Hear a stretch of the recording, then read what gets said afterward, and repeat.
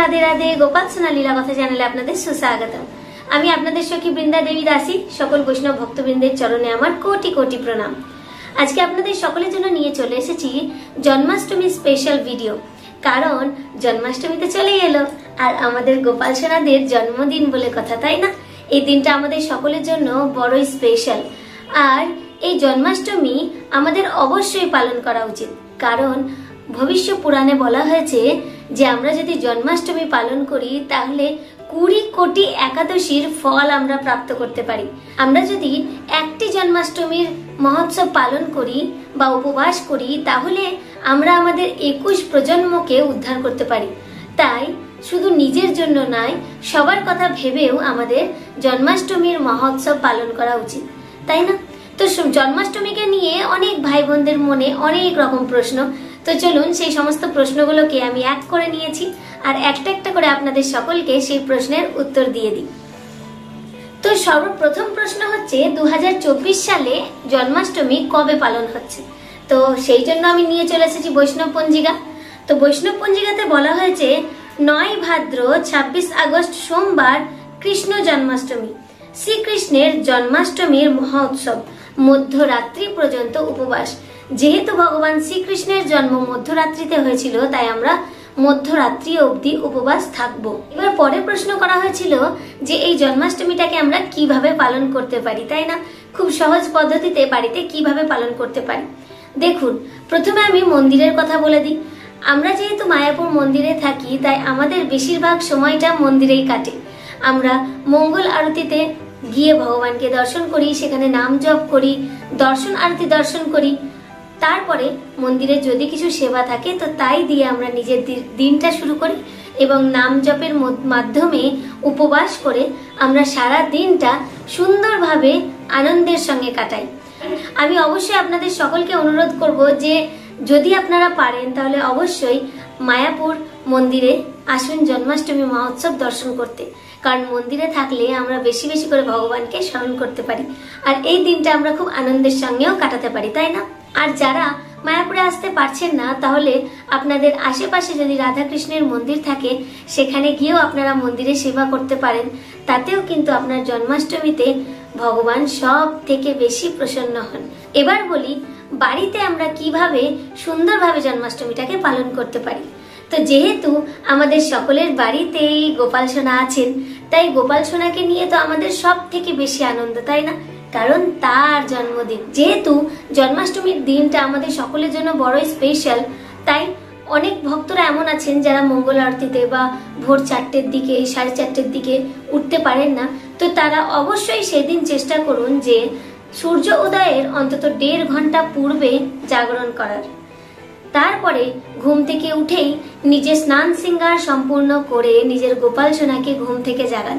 আর ঘুম থেকে জাগানোর পরে সর্বপ্রথম ভগবানকে কিন্তু উইশ করতেই হবে, তাকে কিন্তু হ্যাপি বার্থডে বলতেই হবে, কারণ সেদিন আমাদের ভগবানের জন্মদিন। আমরা সকলেই কি করি, কারো জন্মদিনে সর্বপ্রথম তাকে উইশ করি।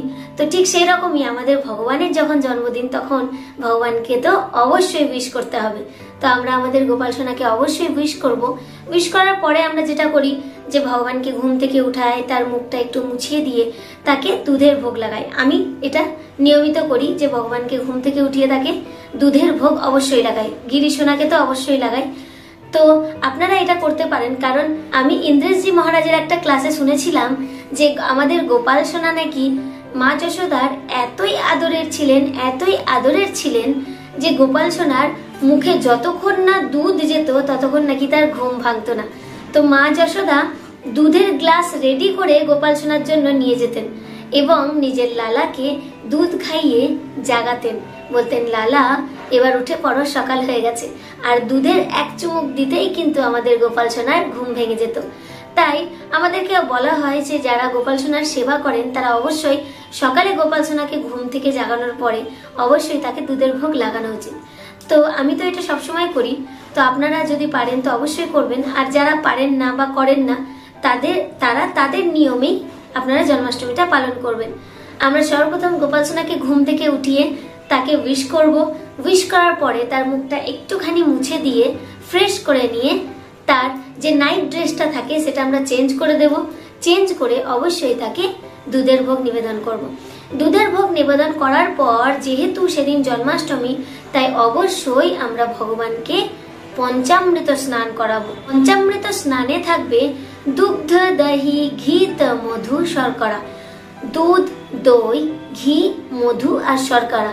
শর্করাতে এখানে আপনি মিছরি পাউডার, চিনি পাউডার বা যে কোনো মিষ্টি ইউজ করতে পারেন। এবার তারপরেও তো আমরা গোলাপ জল, অগ্রু, একটুখানি চন্দন, সমস্ত তুলসী পাতা, পুষ্প, এই সমস্ত কিছু তো দিয়েই থাকি জলের মধ্যে। তো এগুলো তো আমরা এক্সট্রা দেবই, তবে পঞ্চামৃত দিয়ে ভগবানকে অবশ্যই আমরা স্নান করাবো। যেহেতু আমাদের গোপাল সোনাদের পূজনটা রাত্রির দিকে বেশি হয়, মানে সন্ধেবেলা বা হয়তো রাত্রি 12টার পরে, তাই এখানে জন্মাষ্টমীতে যদি সম্ভব হয় তাহলে গোপাল সোনার জন্য দুটো পোশাক অবশ্যই কিনে নেওয়া দরকার। কারণ পঞ্চামৃত স্নানের পর আমরা গোপাল সোনাকে কিন্তু একটা নর্মাল সুতির নতুন ড্রেস পরাতে পারি। তারপরে যখন আমরা তার জন্মদিনটাকে সেলিব্রেট করব, সন্ধেবেলা তার পুজো পাঠ হবে, তখন আমরা কিন্তু তাকে অন্য একটা সুন্দর ভারী পোশাক পরিয়ে দেব। যেমন আমরা নিজের শিশুদের সঙ্গে কি করি, প্রথমে তাকে স্নান করানোর পরে কিন্তু একটা হালকা পাতলা জামা ড্রেস পরিয়ে দিই। তারপরে যখন সন্ধ্যাবেলা তার জন্মদিনটা সেলিব্রেট হয় তখন কিন্তু তাকে সুন্দর করে সাজাই, তার ভারী ভারী তাকে ড্রেস পরাই। তো আমি যেগুলো গিরিদের সঙ্গে করি, গপুদের সঙ্গে করি, সেগুলোই কিন্তু আপনাদের সঙ্গে শেয়ার করছি।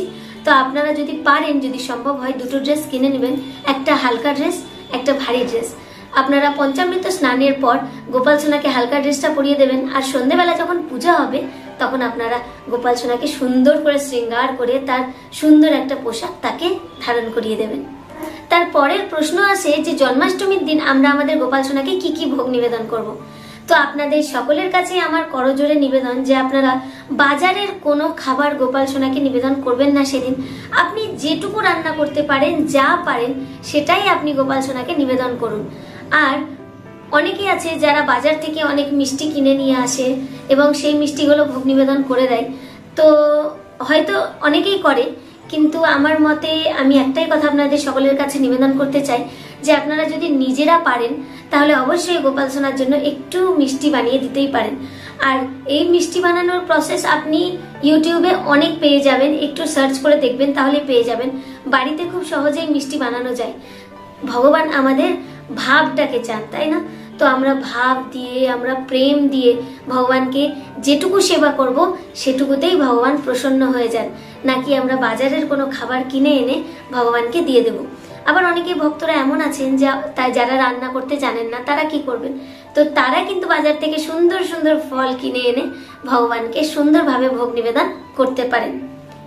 এবার তারপরের প্রশ্ন হচ্ছে যে অনেকে বলছে যে দিদি, উপবাসে কি জল গ্রহণ করতে পারবো না?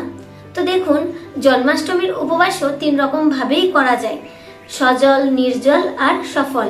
আপনি ফল খেয়ে উপবাস করতে পারেন, নির্জলায় উপবাসও করতে পারেন, আবার জল খেয়ে বা শরবত খেয়েও আপনি উপবাস করতে পারেন।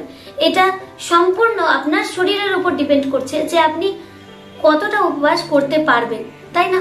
আমাদের শরীর অনুযায়ী, আমাদের স্বাস্থ্য অনুযায়ী আমাদেরকে উপবাস করতে হবে। অবশ্য আমি নির্জলা উপবাসই করি, তবে আপনারা যদি পারেন তাহলে নির্জলা উপবাস করার চেষ্টা করুন। একটাই তো দিন, আমরা তো সারা বছর খেয়েই যাই, এমনকি একাদশীর দিনও আমরা প্রসাদ গ্রহণ করি।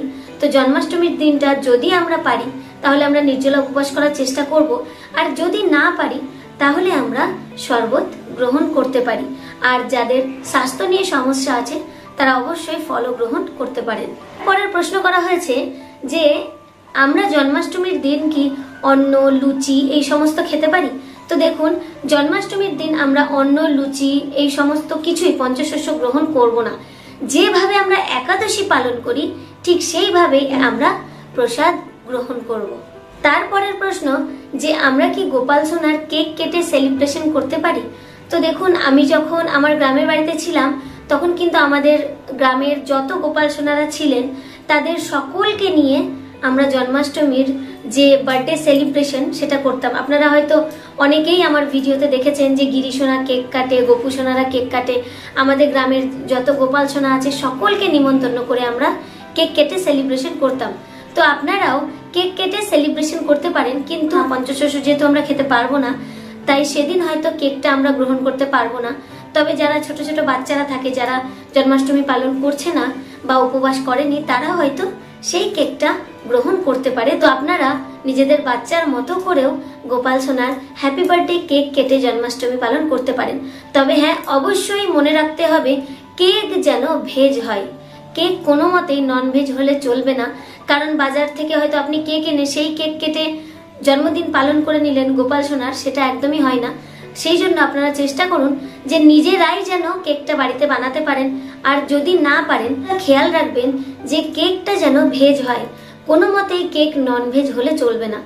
তাই আপনাদের সকলের কাছে আমার নিবেদন, যদি পারেন তো আপনারা যদি চান যে আমরা গোপাল সোনার কেক কেটে জন্মদিন মহোৎসব পালন করব, তাহলে একটু কষ্ট করে কেকটা বাড়িতে বানানোরই চেষ্টা করুন।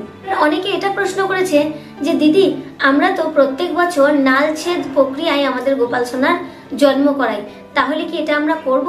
তো দেখুন, আপনারা যেভাবে সারা বছর নিজের জন্মাষ্টমীটা পালন করে আসছেন, ঠিক সেইভাবেই আপনারা জন্মাষ্টমীটাকে পালন করুন।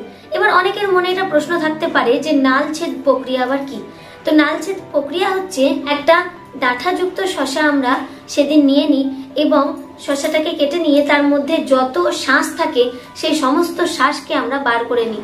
গোপাল সোনাকে সেই শসার মধ্যে দিয়ে আমরা শসাটাকে বন্ধ করে রাখি এবং যখন আমরা জন্মাষ্টমী মহোৎসবটা পালন করি বা রাত 12টার সময় যখন গোপাল সোনার জন্ম হয়, তখন টাকা দিয়ে সেই শসাটা কেটে আমরা গোপাল সোনাকে বার করে নিই। এটাকে বলা হয় নালছেদ প্রক্রিয়ায় গোপাল সোনার জন্ম করানো। যেমন মাতৃগর্ভে শিশু থাকে, ঠিক সেই রকমই শসাটাকে মাতৃগর্ভ মনে করে গোপাল সোনাকে সেই শসার মধ্যে রেখে নালছেদ প্রক্রিয়ায় তার জন্ম করানো হয়। তো এই প্রসেসটা যারা করেন তারা করতে পারেন, কিন্তু যাদের বাড়িতে গোপাল সোনা আগেই চলে এসেছেন তাদেরকে আমি এটা অনুরোধ করব যে দেখুন, গোপাল সোনা তো চলেই এসেছে, তার জন্ম হয়েই গিয়েছে, তাই বারবার তার জন্ম না করালেও চলবে। যেহেতু গোপাল সোনারা আগেই চলে এসেছেন, তাই এই জন্মাষ্টমীকে আমরা তাদের জন্ম মহোৎসব বলে পালন করলে বেশি ভালো হয়। এবারে সব থেকে গুরুত্বপূর্ণ প্রশ্ন হচ্ছে যে দিদি, গোপাল সোনা যদি জন্মাষ্টমীর দিন আমাদের বাড়িতে আসে, তাহলে কি আমরা তার প্রাণ প্রতিষ্ঠা করতে পারবো? তো দেখুন, যদি গোপাল সোনা জন্মাষ্টমীর 5 দিন আগে বা 4 দিন আগে আসে, তাহলে সেটাই সব থেকে ভালো হয়। কিন্তু গোপাল সোনা যদি 5 দিন আগে বা 4 দিন আগে আসে, তাহলে আমরা প্রত্যেকটি বস্তুতে, যেমন চাল, চিনি, ফল, সবজি, ফুল, এই 5টি বস্তুর মধ্যে গোপাল সোনাকে রেখে একদিন করে তার প্রাণ প্রতিষ্ঠা করতে পারি। কিন্তু কখনো কখনো এমন হয় যে জন্মাষ্টমীর দিনই গোপাল সোনা চলে আসছে, তাহলে আমরা তার প্রাণ প্রতিষ্ঠা কেমন করে করব? তো এখানে একটা কথা বলে রাখি, ইম্পর্টেন্ট কথা, যে গোপাল সোনা বড়ই কৃপালু, আমাদের ভগবান শ্রীকৃষ্ণ বড়ই কৃপালু। উনি কৃপা করেই আমাদেরকে তার সেবা দেন, তাই না? তো আমাদের কোলে আসার সঙ্গে সঙ্গেই কিন্তু তার প্রাণ প্রতিষ্ঠা হয়ে যায়। কিন্তু তবুও অনেক ভক্তরা এমন আছে যে তারা গোপাল সোনার প্রাণ প্রতিষ্ঠা করতে চায়। তো তারা যদি জন্মাষ্টমীর দিন তাদের বাড়ি গোপাল সোনা আসছে, তো আপনারা 5টা বস্তুতে গোপাল সোনাকে 1 ঘন্টা করে রেখে দিন। প্রথমে গোপাল সোনা বাড়িতে আসার সঙ্গে সঙ্গে তার আনবক্সিং করুন এবং চোখে একটা কাপড় বেঁধে দিয়ে আপনারা চাল, চিনি, সবজি, ফল এবং ফুল 5টি বস্তুর মধ্যে ঢেকে দিয়ে আপনি 1 ঘন্টা করে রেখে তারপরে গোপাল সোনাকে বার করে অভিষেক করে তার প্রাণ প্রতিষ্ঠা করতে পারেন। যেহেতু আমাদের গোপাল সোনার জন্মদিন, তাই এই দিনটা আমরা যতটা সম্ভব আমাদের গোপাল সোনার সঙ্গেই কাটানোর চেষ্টা করব। আর হ্যাঁ, এই সমস্ত কাজ যখন আপনি করছেন, গোপাল সোনার সেবা যখন আপনি করছেন, তখন অবশ্যই আপনি নিরন্তর নাম জপ করুন, কারণ নাম জপেই পরম মুক্তি, তাই না? তো গোপাল সোনার সেবা করতে করতে আমরা যদি নাম জপ করি, তাহলে আমাদের গোপাল সোনা কত প্রসন্ন হন। তাই অবশ্যই নিরন্তর নাম জপের অভ্যাস করুন এবং গোপাল সোনার সেবা আপনি করতে থাকুন। নাম সংকীর্তন সদাই আপনার হৃদয়ে বাজতে থাকুক। তো এই ছিল জন্মাষ্টমীর কিছু ইম্পর্টেন্ট প্রশ্ন, যেটা আমি আপনাদের সঙ্গে শেয়ার করলাম। তবে আপনাদের মনে যদি আরো কোনো প্রশ্ন থাকে, তো অবশ্যই আপনারা আমাকে কমেন্টে জানাবেন। আমি আপনাদের প্রশ্নের উত্তর দেওয়ার চেষ্টা করব। আজকে আমি যতটা সম্ভব ততটা আপনাদের উত্তর দেওয়ার চেষ্টা করলাম। যদি কোনো ভুল ত্রুটি হয়ে থাকে তাহলে আমাকে ক্ষমা করে দেবেন। আজকে এটুকুই, দেখা হচ্ছে পরের ভিডিওতে। হরে কৃষ্ণ কৃষ্ণ কৃষ্ণ হরে হরে, হরে রাম রাম রাম হরে হরে। রাধে রাধে, হরি হরি বল।